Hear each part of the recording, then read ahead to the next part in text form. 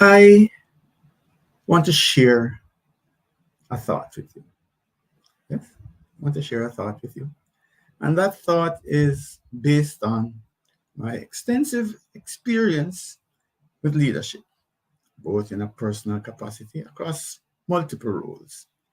But of greater importance to today's discourse, my experience as a consultant, and even more importantly, as a provider of learning and development solutions, embracing a lot of work with leadership development and with the development of high performing teams.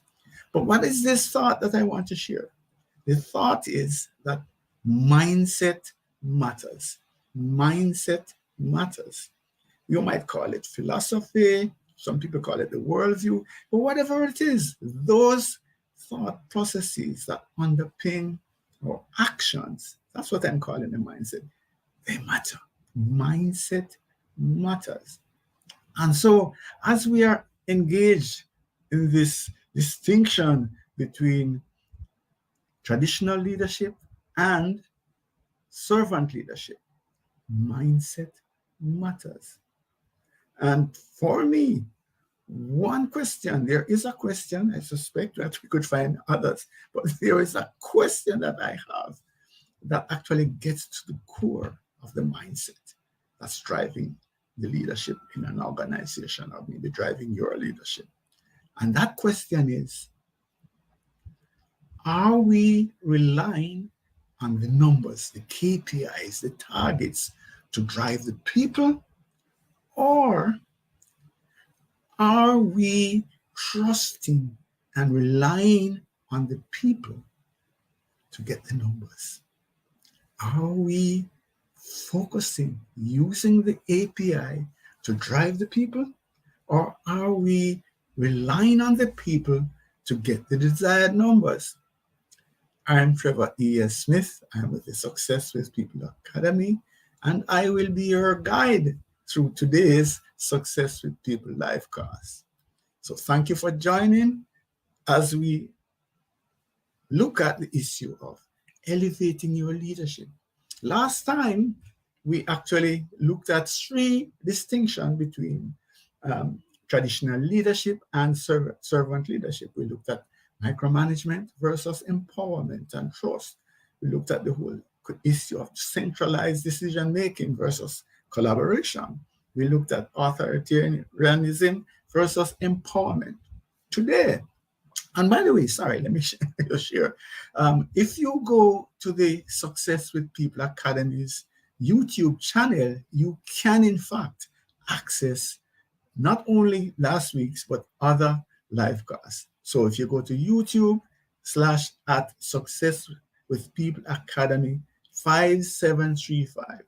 So YouTube.com / Success with People Academy 5735. You can see some of these live casts right there. Okay, so let's move on. So today we want to examine 4 other transformative differences between the traditional leadership, however we want to define that, and servant leadership. We want to look at task orientation versus relationship orientation. We want to look at policy and a rule-based environment as against a listening and empathetic leadership approach. We want to look at short-term results as against investment in people. And we want to look at a show of strength versus gentle resistance. I love this one. It's my favorite. All right, so let's move forward. The task orientation versus relationship orientation. In traditional leadership, the primary focus tends to be on completion of the task. Yes, if you want to put up your hand, are you driven by KPIs? Do you have targets? You know, are we looking at the month end or the quarter? We have to deliver these results. So that's where it's at. You know, if you're going to keep your role as a leader, you have to deliver the results. And that's what it is. We have to focus then on using those targets to motivate, to drive people, to make sure that they understand that a failure to deliver, to meet these results, has consequences. That can also lead then to individuals being disengaged, and just really there's no collaboration, because there it is, hit the numbers or else. On the other hand, the servant leadership approach is much more focused on connections, getting the team to understand each other, getting them to understand how together we can achieve so much more. So there's open communication, there's building of trust, and there is a focus on creating an environment in which people feel empowered, people feel able to achieve so much more. So let's look at some research findings. And by the way, this is it's a 30 minutes roughly. We're going to try and get out of here in that time as usual. But I have some challenges for you, and I really want you to sign up for this. If you're hearing me, there are 4 challenges that could make a difference in your life, and I just want to ask you to participate fully. Get engaged. So put down the stuff that you're doing now and just pay attention for a little bit. So just to say that I'm not blowing wind, here are some studies. This is a study that showed that high quality relationships between leaders and team members are associated with higher levels of employee engagement, which is a traditional problem, job satisfaction, and a commitment to the organization. So what we're saying here is that if we shift the thinking from a we they to a us, we have a winning solution. So the other thing would be, there's a study of analysis of 225 studies that shows that servant leadership is positively related to follower job satisfaction. In other words, if you're a servant leader, the people that you lead, your direct reports, are going to have greater level of satisfaction on the job. They're going to be more committed to the organization, and they're going to deliver higher levels of performance. So here's the challenge. Here's the challenge. I want you to make it a priority to connect with your team members on a personal level. Hear what I'm saying, on a personal level. Get to know your people. And I'm suggesting get to know all of your people. I know. So there are some of them, you have some people that you get along with better. Now, let's work. Let's go out and work to get to understand some of the people. I'm not saying that have to be all over your house, but just connect. And here is a thought for me. And I've shared it sometimes. I'm doing the coaching with leaders, and I'm just suggesting maybe you need to actually schedule it in your scheduler, put it in your scheduler, to accidentally meet up Mary or John in the walkway or by the, by the coffee machine or whatever it is, so that you can have a casual conversation. Okay? I'm not being hypocritical. I'm not being dishonest. I'm just saying to you, plan to have some connection with people. That's not just talking about the numbers. Yeah. See if you can understand whether they like football, basketball, wherever, whatever, what is their interest, motorsport, knitting. Just see if you can get to understand them a little bit better. Yeah. So have that kind of relationship where we are people and not robots. And if we are intentional about the challenge I'm putting there, you're going to build stronger relationships, and you're going to have a really cohesive, strong team, resilient team that will go with you right to the top. All right? So that's a challenge. I'm saying, please take on these challenges. Set it up. Work intentionally on increasing your connection, your personal connection with your team. All right, let's move on. Policy. All right, so let me not even go through some of this thing. Let me talk to you a little bit about the 2 images that you see there. All right, so the top image is a rule-based discussion. So something has happened, and the supervisor is talking to his direct report, and it is about the rules. He's not listening really. He's just saying, this is it. This is the policy. This is what it is. Yes. I mean, I have no choice in the matter. This is what it is. And so that is how it is being received. The person is saying, what is this? You know, are people involved in this discourse here? Is there no room for understanding? You know, that's what's happening with that face that says, okay, I'm going to give you a blankish stare because I don't understand the dialogue. The second um, image speaks to a servant leader who is saying, all right, let's discuss it. I understand. You know that there are challenges though, because this is what the rule says. But because of how we operate, because we are operating with people here, we understand nuances.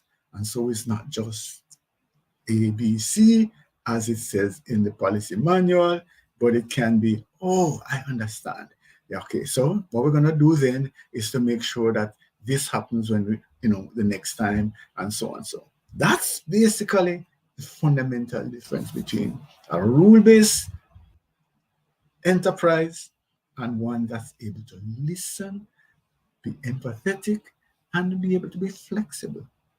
And the value of that, when we provide psychological safety for our teams, they actually come in and provide additional support. They actually are committed. They actually feel as if they're owning what it is that they're about. Key, right? All right. So here are some studies again, right? Here's this study that shows that leaders who practice active listening and empathy are more likely to establish strong relationships with their teams, resulting in increased trust and higher levels of job satisfaction.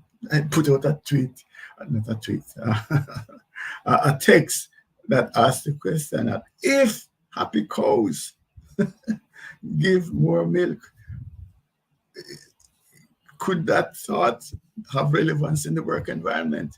If people are happier, if people feel more satisfied in their jobs, are they likely to be more productive? That's a question for you. The other study shows that employees who perceive their leaders as empathetic, yes, the second guy, are more likely to feel valued, motivated, and committed to their work, clearly. So here's your challenge now. As we're saying, we're going to give you homework this time. One is practice active listening, and you can Google and see what that is about. Basically, it is paying attention, eye contact, listening, sending back the signals. You've gone through communication 101, so you know what that is about, right?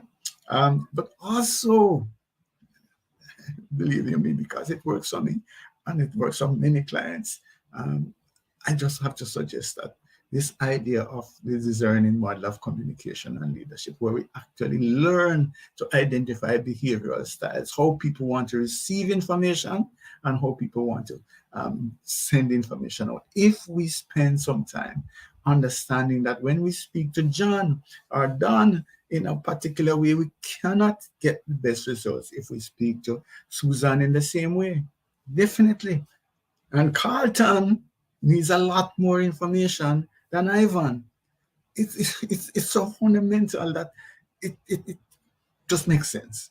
And so I'm just encouraging you again. You can send out, I haven't been asking, but if you send me an email at info@successwithpeople.org, I will send you a book, that talks about the whole question of discerning model of communication. So just send it, use the same email there, info@successwithpeople.org, and just ask for literature, books on how to master the principle, the discerning model of communication and leadership. We have done a lot of work in that area. All right. So the other point is to make it a point of duty to regularly check in with your team members. And again, it's not just about the numbers. It's not just about the work, but just find out what's going on. If you can just have a little rap with your team, I tell you, it's going to make a difference. So again, set it up on your to-do list if you need to do that.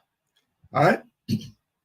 So your homework. So far, what you're going to do, you're going to try and connect with everybody at a sort of deeper personal level. When I say deeper, all right, don't get scared, but at least try to get some understanding of basic things that they are interested in, so that you can build some trust. And the next one is similarly, check in regularly and learn to talk to them in the language that they prefer. Is that okay? All right. So the third of our four distinctions between traditional leadership and servant leadership. If I'm breaking it down, go back to my original question at the start.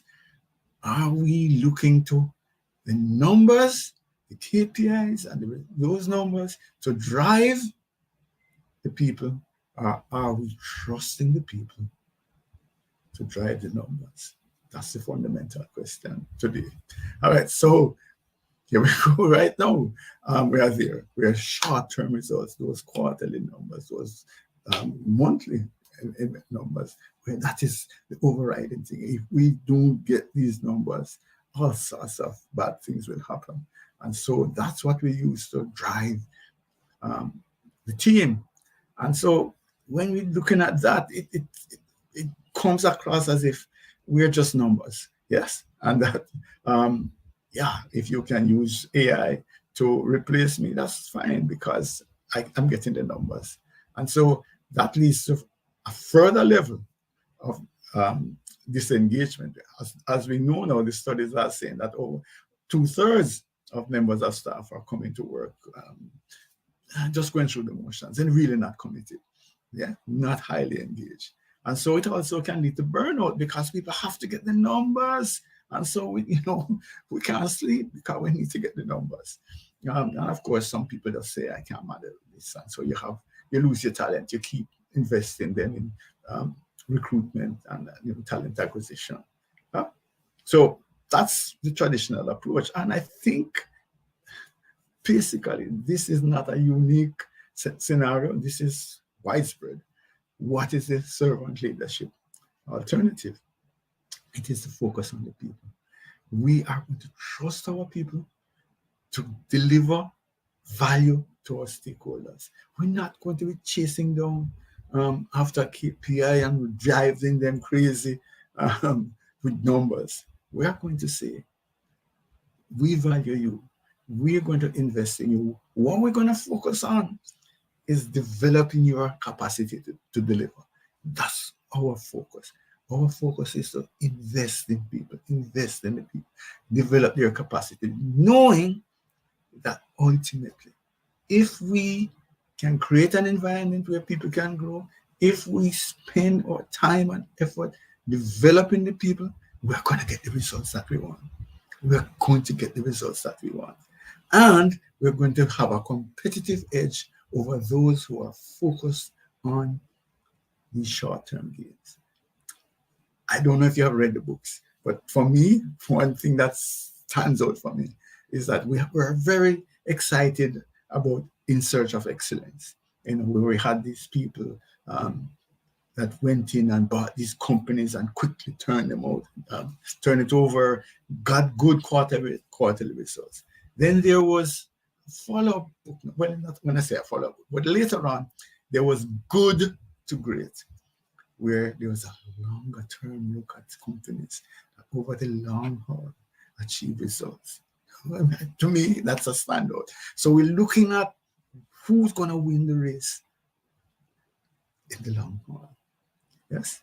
And so that's a question that we have to look at. So I don't think that, the term servant leadership was used in the Good to Great thing, but that's the difference. The difference is that we can go in now and make some quick changes, cut some costs, do some things, drive some people to get results, and it looks good in the stock exchange. We actually get some good numbers for a while.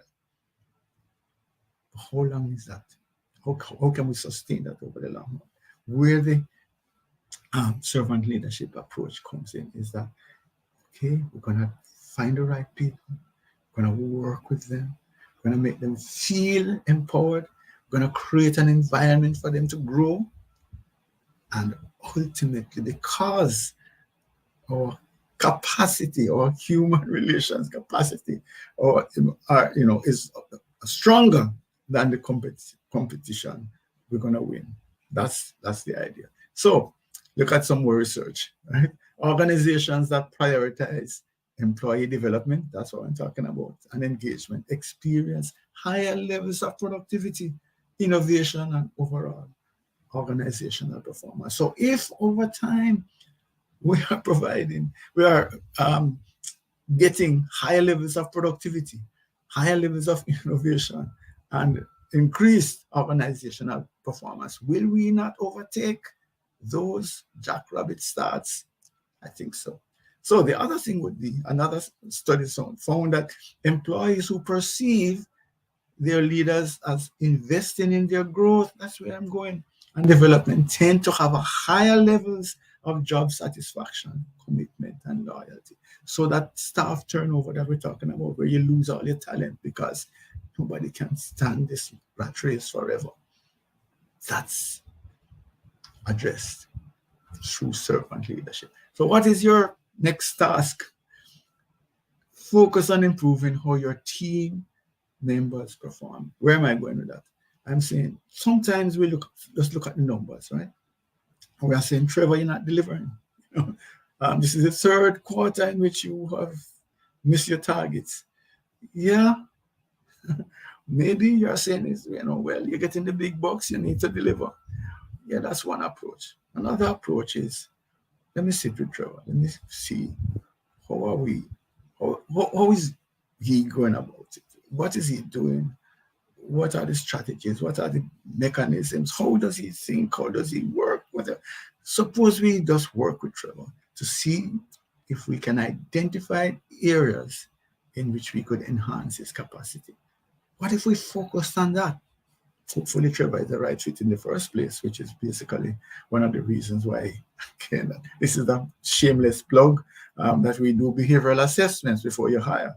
That's part of the reason. Some do good hires, don't do the bad hire thing, right? So make sure that Trevor is the right person for the job, for that particular role, using behavioral assessments as part of the process of deciding whether this is a good fit or not.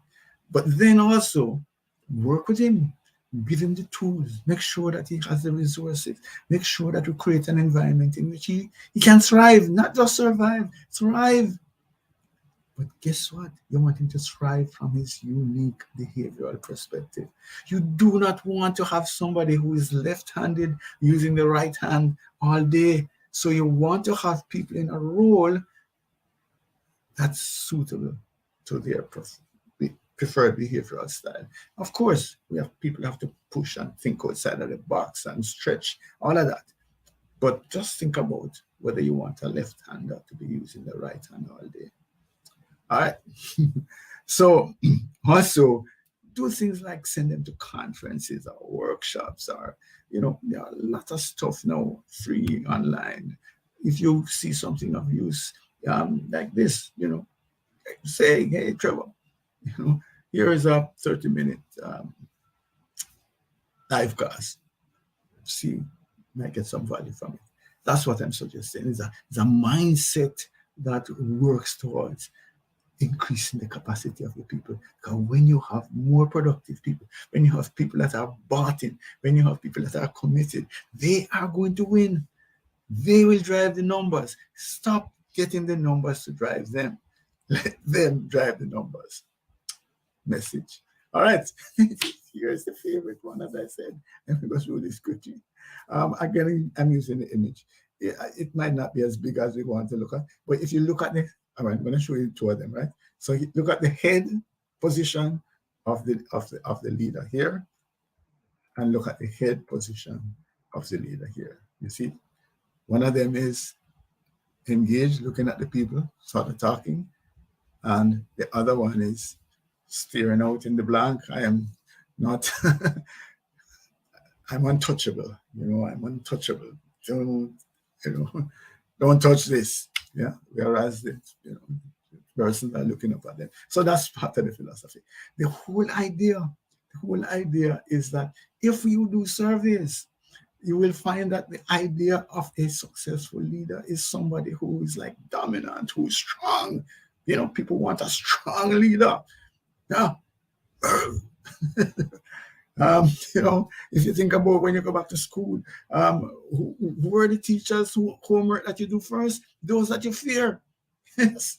If Miss, is a nice person, and when they do the homework, she say, "Oh, come on, Trevor, no, this other man, boo, done." You better do that homework first. And that's basically the mindset that we have when it comes to um, leadership, that we feel that the strong D style is the right sort of leader. But there's a difference. There is this gentle resilience. That when those two words came to me when I was preparing this, I said, yes, that's really the essence of what you would want. A leader who seems meek and mild, but man, oh no, don't test this, because there's a resilience, there's a strength, there's a connection to their values that they're not letting go, even though they listen to you, etc.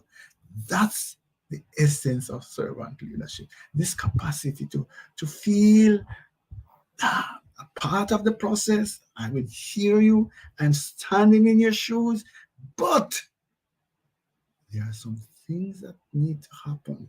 There are some values that we cannot let go. There are some things that we need to achieve.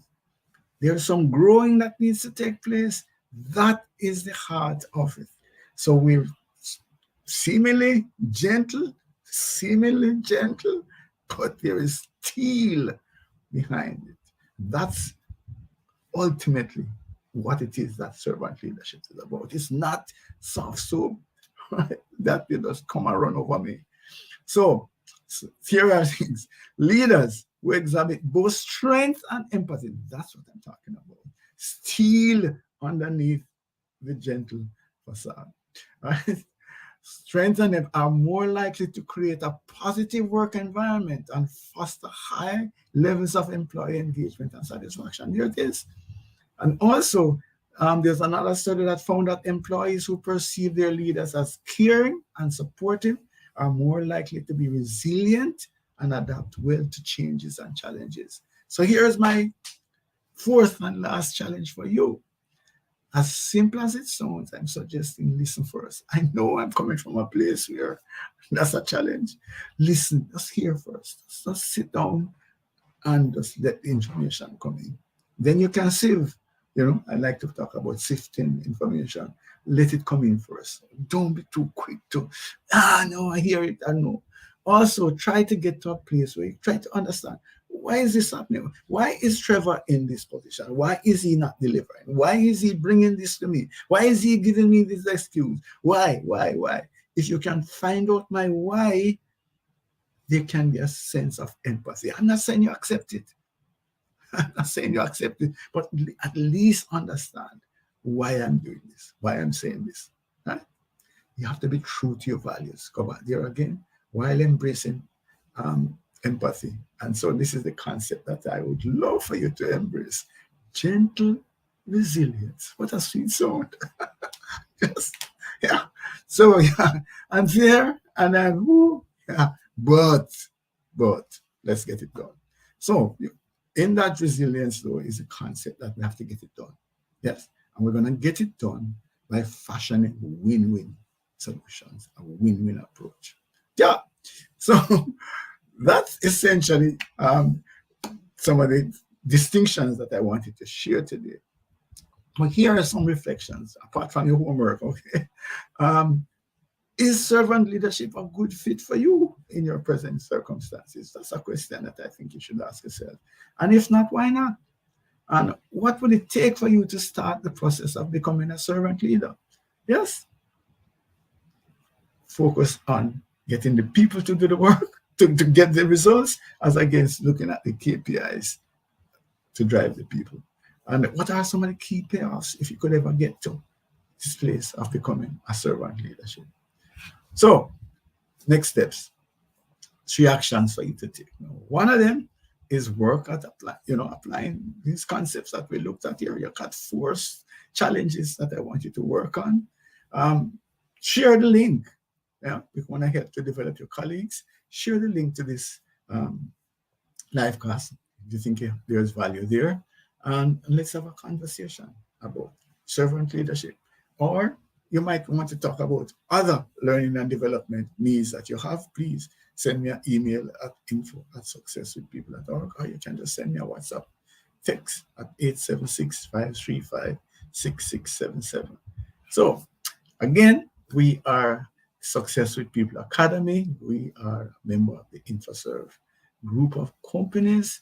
We are a SHRM recertification provider, which means that we can provide professional development credits that can be applied to SHRM CP or SHRM SCP recertification, which basically means that we operate at internationally approved standards.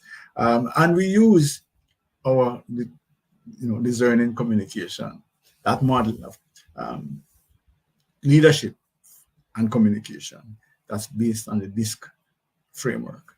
And we also have our real leadership framework. And we use these frameworks and these concepts to guide the development of high-performing teams.